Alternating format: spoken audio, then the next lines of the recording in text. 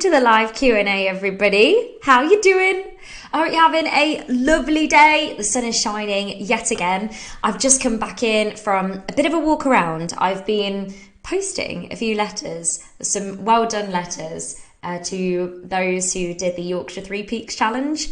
We are presenting a cheque to the Newark Children's Bereavement Centre a week on Wednesday, which is going to be a really nice thing to do. So we'll get to meet Rachel from the centre, and fingers crossed I might be able to get a bit of an interview, if anyone wants to do one, with BBC Radio Nottingham. I'm not too sure on that one yet.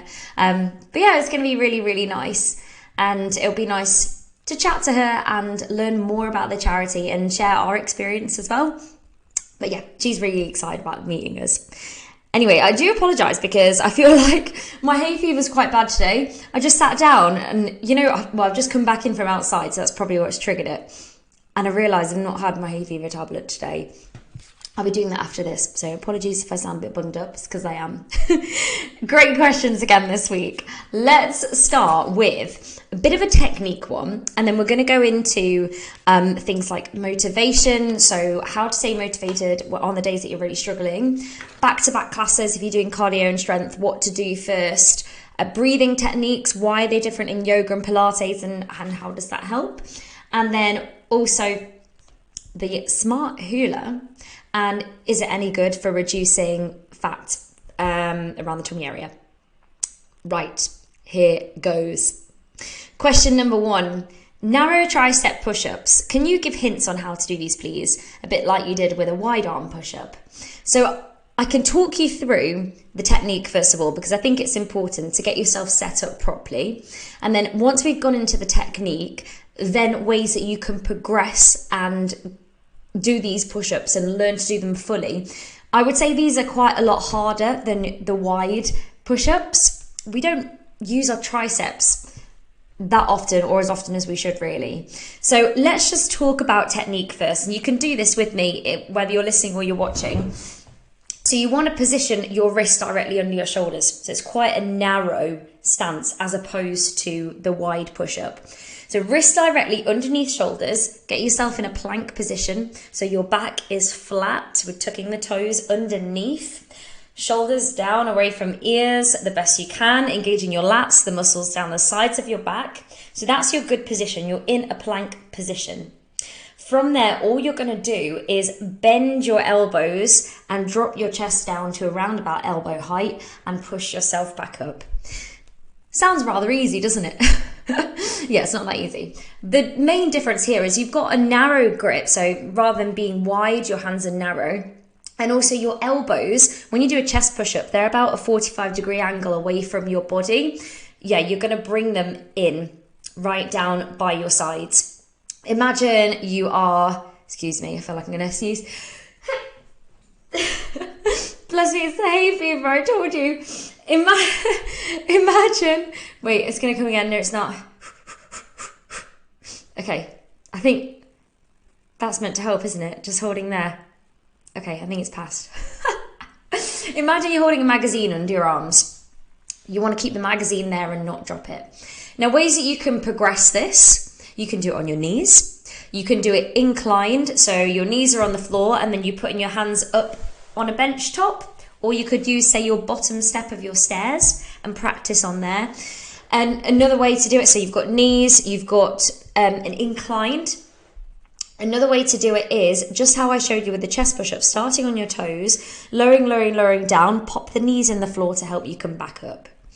And a final way to practice it, and it's not my favourite, but it's effective to an extent, is get your body on all fours, and I'm going to show you here. So imagine I am on all fours, my knees are in the floor, my hands are in the ground.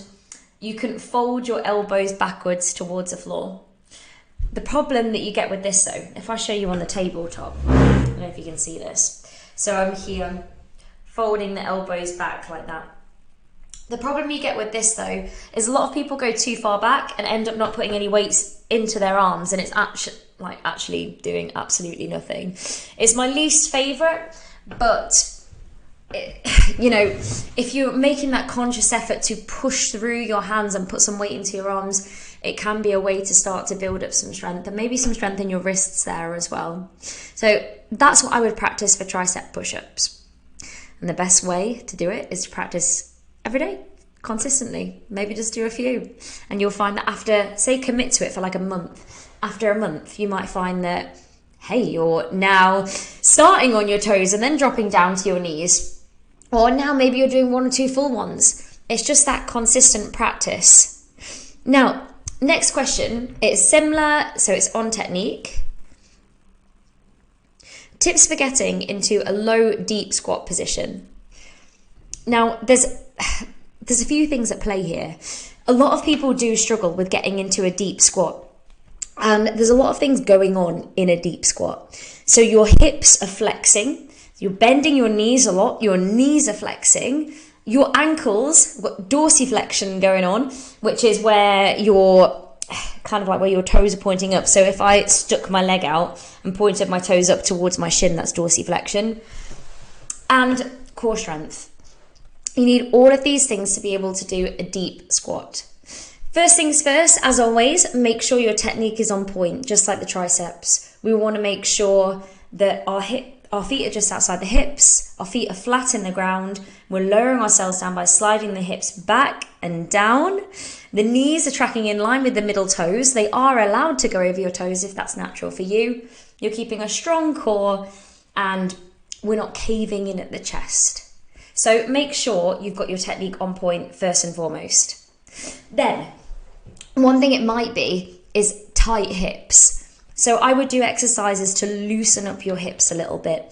Things like the butterfly pose. Or if you go onto our yoga, doing one that's got hips in the name.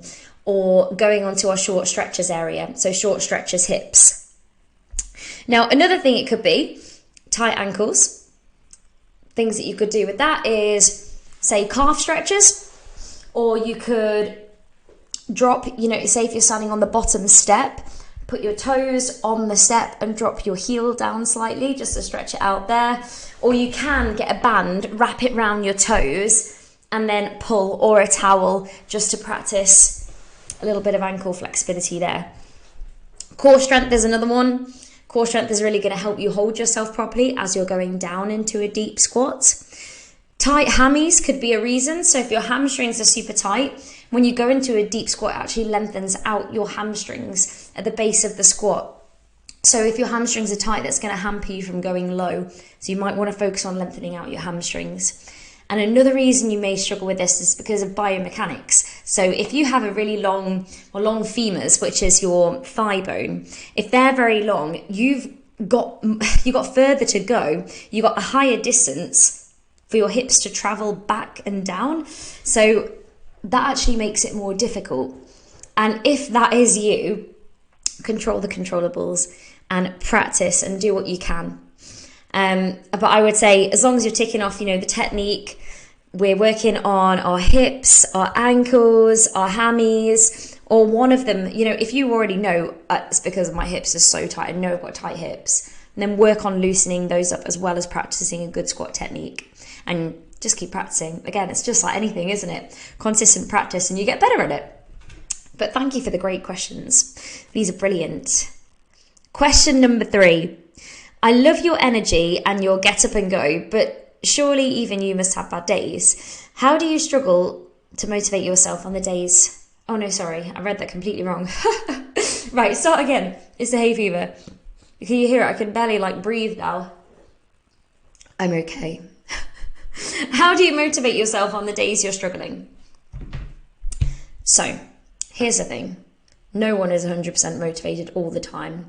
You've probably been told that, and you probably know that. Some people are more motivated than others, and I'm going to tell you how you can be one of those people. Be generally more motivated. But yeah, no one is going to feel 100% motivated all the time.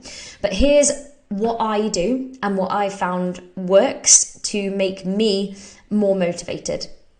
Number 1, I plan what I'm going to do. I plan my workouts for the week ahead every single weekend without fail. That is a promise I've made to myself, and it's a habit that I've got into, and I do it every weekend without fail. So I know what I've got for the week ahead.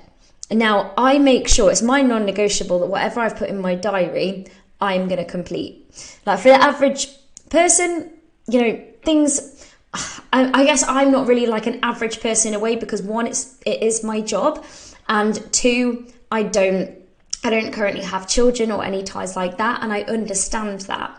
But what I would do is say, if you lay out your plan for the week, like that is my ideal plan, I make the promise to myself that I'm going to do that plan no matter what. So those workouts will get done no matter what, even if something crops up, like a meeting, or I have to stay at work longer, or whatever it might be, I'll just move that workout to another day. What I would do if I were you is set yourself a non-negotiable. For example, I have to do 3 workouts. Like, I'm going to plan 4 or 5, and if I do the 4 or 5, amazing, happy days. But the non-negotiables are 3, and I have to do 3. No matter what, I'm going to make it happen. And if you want it bad enough, you will make it happen. So that's what I would say. I would say lay your plan out and make those promises to yourself. And then when you do it, you're building a relationship with yourself where you actually trust what you're going to set for yourself. So if you hit your non-negotiables, like great, I hit my 3 workouts, and you do that consistently every week, and some weeks you do more, then amazing. You will start to believe and trust what you set for yourself, and you will make yourself proud. We actually get motivated by doing. So a lot of people say to me, oh, Lorna, I've just lost my motivation, I've lost my mojo, or they join us and they say, I'm not motivated. Now, as soon as that person starts to exercise, they feel good. They feel proud of themselves for doing it. They feel good and they get a buzz from the exercise. All the endorphins are flowing, and it is just a great feeling. You feel so much fresher and so much more energized, which makes you feel more motivated to go and do it again. Like, why would you not? If it makes you feel good, you feel great about doing it, why would you not want to do it more? So you actually just have to take that first step. Do it, and then you'll feel motivated by the doing. Particularly on the days, where you really don't want to, and the days that you're really struggling to find the motivation, you do it on those days. Some days they're your best workouts. And I know that for a fact. And then other days, you know what, you might not feel like you're putting your all into it, but you won't regret doing it. And remember that. So I would also remember in my mind, visualize how I'm going to feel after my workout. So visualizing that I'm probably going to feel absolutely amazing after this, even though I don't really want to do it right now. So visualize how you're going to feel after. And you could also visualize how you'd feel if you don't do your workout. Probably still feeling sluggish. And then probably also a bit annoyed at myself that I didn't do it, and a bit angry that I've made this plan on my non-negotiables and I've not been able to stick to them this week. And then thinking that, oh, I never do what I set out to do. I'm never going to be able to do it. And then end up getting yourself into this awful spiral, because, you literally are the story that you tell yourself. So if you tell yourself, okay, I've made this promise to myself. I don't really feel like doing it right now, but I know I'm going to feel great for doing it and get myself out of this cycle, then you'll feel so much better. So that is how I do it. But also I really feel like it's so motivating being part of a group like this.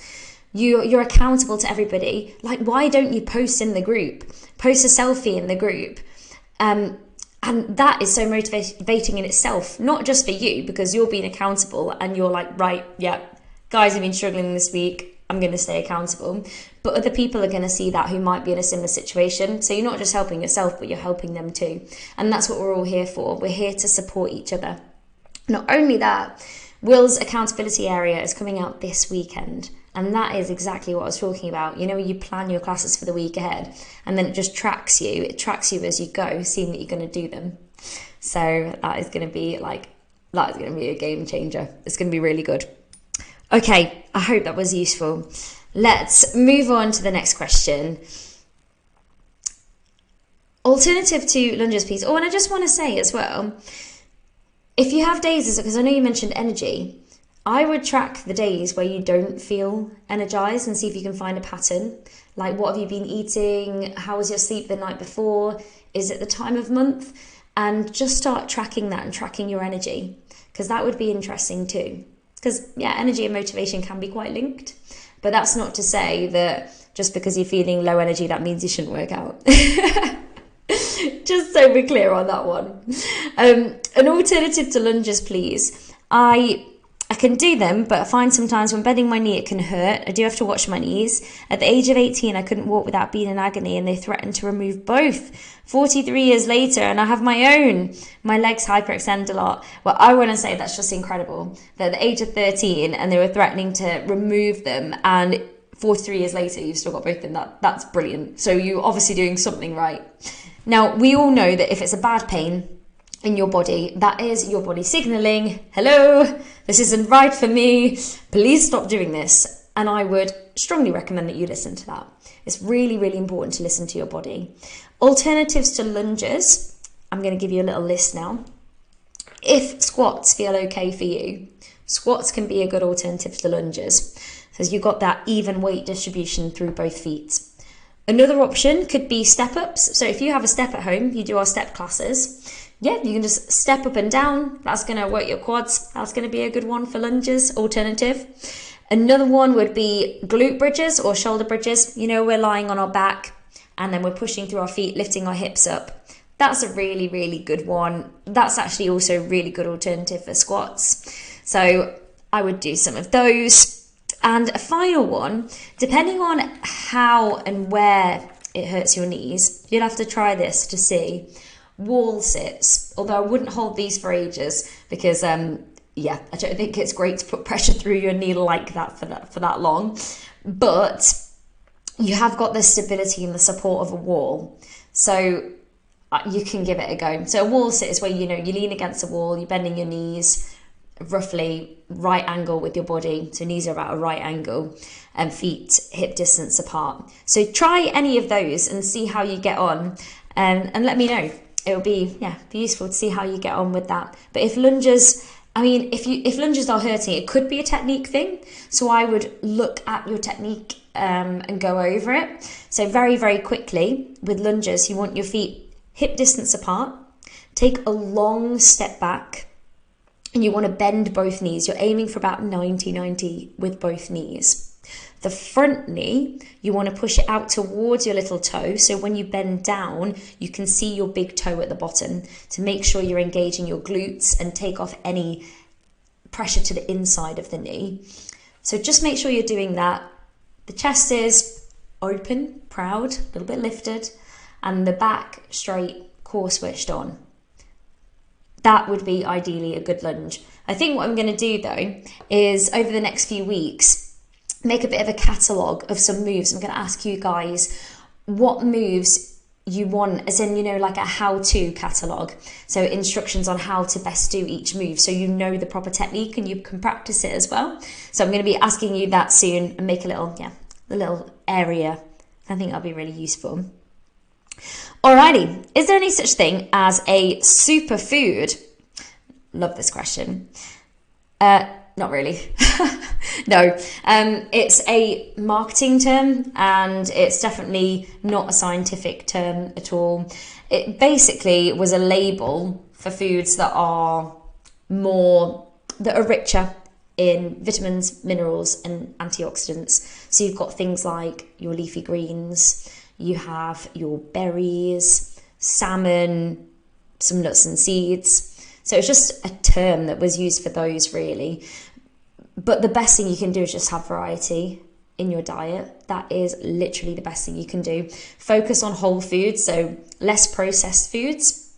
So processed foods are the things, you know, you look on the back of the packet and there's a load of ingredients. It doesn't come from the earth, it doesn't come from the ground. It comes from being made in a factory that's been processed.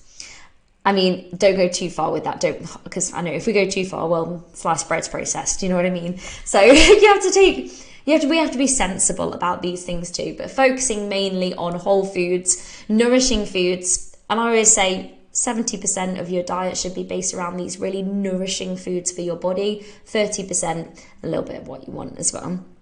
But just that is the main thing. So focusing on, rather than superfood, super plate. Just fill up your plate with good food. I think the harm in calling things a superfood is a lot of people, because it really was like a marketing hype. Probably, I don't know, it must have been about 10 years ago or something maybe, where everyone was shopping for these superfoods and Googling, is this a superfood? Is this a superfood? And for some people that actually narrowed their window and variety of foods that they had. And then that is actually a danger in itself, because we want to be bringing so much variety to our diet. It's good for our body, it's good for our gut bacteria. But yeah, superfood, just a marketing ploy. Great question though, I love that. This might be a silly question, but if I'm going to do 2 back-to-back classes, is it best to do cardio, then strength, or the other way around? Or does it matter at all? It depends. What do you want to focus on? If your main focus is strength and getting stronger in your body, I would suggest doing strength first. So you're using, that fresh energy on your strength class. Another benefit to doing strength first is you're doing it before you're fatigued. So your technique is likely to be better, which obviously leads to lesser chance of injury, and you could probably lift more. Whereas if you do cardio first, you might feel a little bit fatigued. Your technique might not be as on it, but then that depends on how intense your cardio session is and how long it is too. And then if your main focus is doing cardio, then do that one first. It doesn't really matter too much. And yeah, it's contextual. So it really depends on how long and how intense these workouts are going to be. But if it's a couple of our, say, like 30-minute sessions, and you're going to be going at your cardio moderate sort of intensity, you'll be absolutely fine to do cardio then strength. Or like I said, if you want to do strength first because that's your main focus, you want to get stronger, I would focus on that first. You can just lift a bit heavier and focus on your technique. But to be honest, it doesn't really matter too much. Whatever you prefer, to be honest. I like to switch it up. Sometimes I do one, sometimes I do the other. Keep my brain and my body guessing. Okay, next one.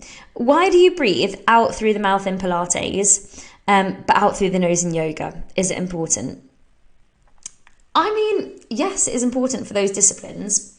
Both yoga and Pilates use the breath to, it's all about being more mindful and linking it with the movement. So it's mindful movement and being more present.